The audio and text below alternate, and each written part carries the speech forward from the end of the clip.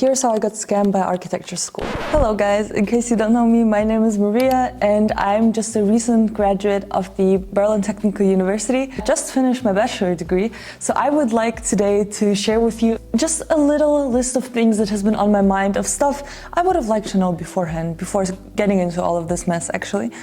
But before you're like, is architecture school really that bad? It's all really personal. Today I'm just sharing a list of things that I wish I knew before, but I definitely plan on making more videos and comparing the positives and negatives, so please stay tuned and subscribe to the channel.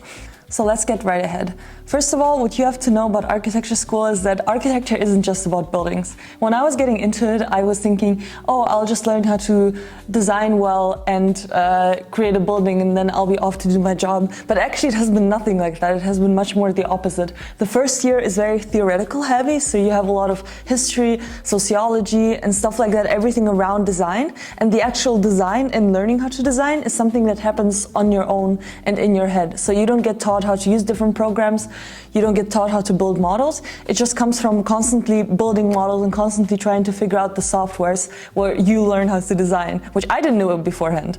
Actual engineering subjects also get introduced in the first year and you have to pass the exam. Obviously you're able to prolong it, but for me personally, I did not understand what architecture was about until probably second year in midway. Also, another thing I didn't know is you won't learn how to build the right way. When it comes to models, obviously you can ask for help from the tutors. What I found is when it actually comes to construction sites and stuff like that, we don't really get taught how to do that. A lot of details and information about how construction works usually comes from Googling, asking ChatGPT and figuring it out on your own, which may be a good thing. But I assume there would be less of self-studying and more of those principles introduced right away, which is very interesting. So also what I found is that drawing skills don't matter as much as you think in the end.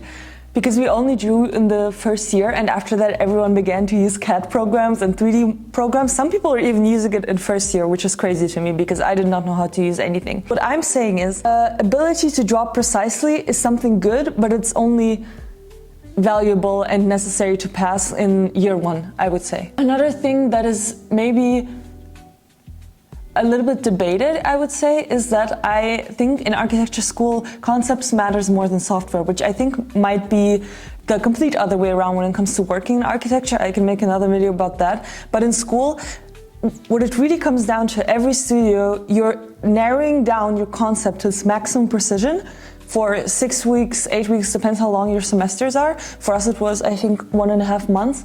And your goal is to get the most precise concept that you can out of your design. And that is what your grade will depend on in the end. Another thing is your first concept, your first model, your first idea will probably be really bad. And that's okay, because when you go into architecture school, you don't understand the subjectivity of it, you don't really understand the aesthetics that a lot of tutors might be looking for, and before you understand all that, it might be a year, it might be half a year, depends how fast you are, but your first model will be bad, and that's okay. Also, another thing that I had to deal with is understanding that criticism isn't personal, because every week you get critiques, which is where your tutor comes in and you show them your design and they tell you everything you have to fix, and sometimes almost always it might be all negative things, but I believe the value of architecture school is getting used to this criticism, because even when you're working later on, you begin to understand, oh, no matter what concept you show, it will always be criticized, so you have to get used to this.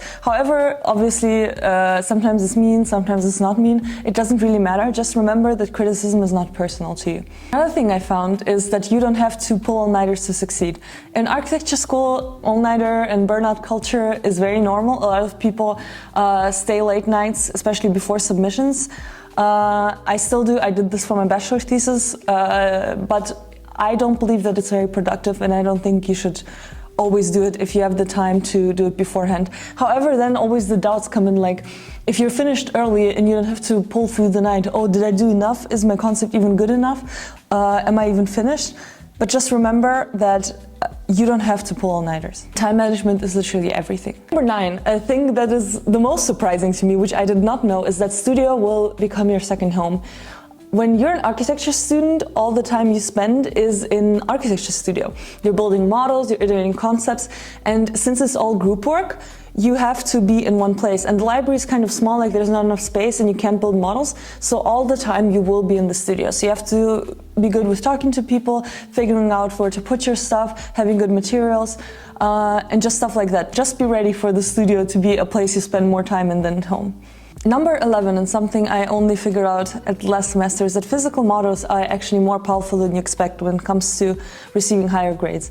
We're working with complex concept ideas, and especially if you're reusing a building or rebuilding something, it is very important to have something physical that people can hold in their hand. I think this is especially useful if you have a really big building to make a model.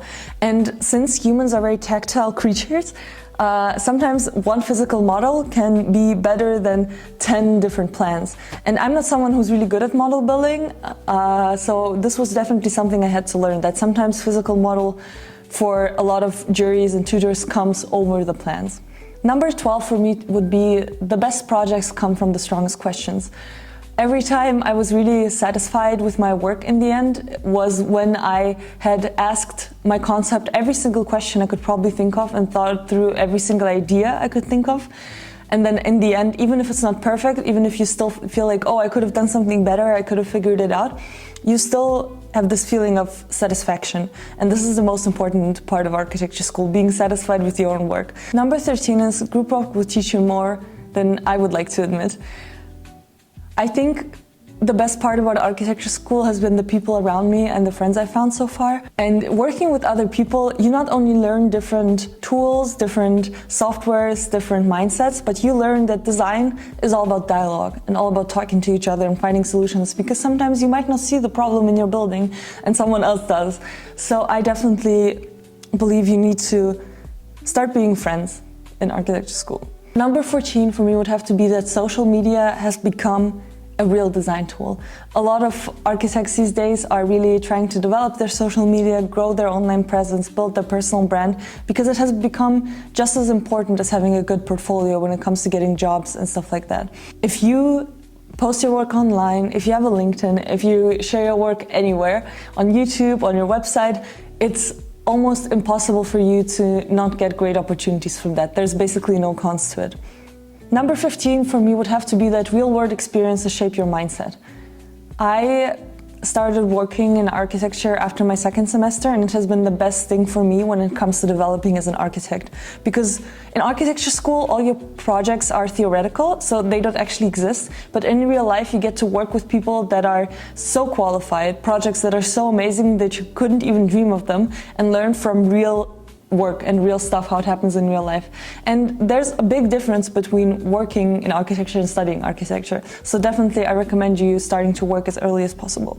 The last point that I wanted to bring up is you will change, and that's the point. I came into architecture school thinking I had a set idea of buildings I like, a set idea of design I would do, and I came out knowing less, but having a deeper understanding of what I want to become. And I think this is the point of architecture school.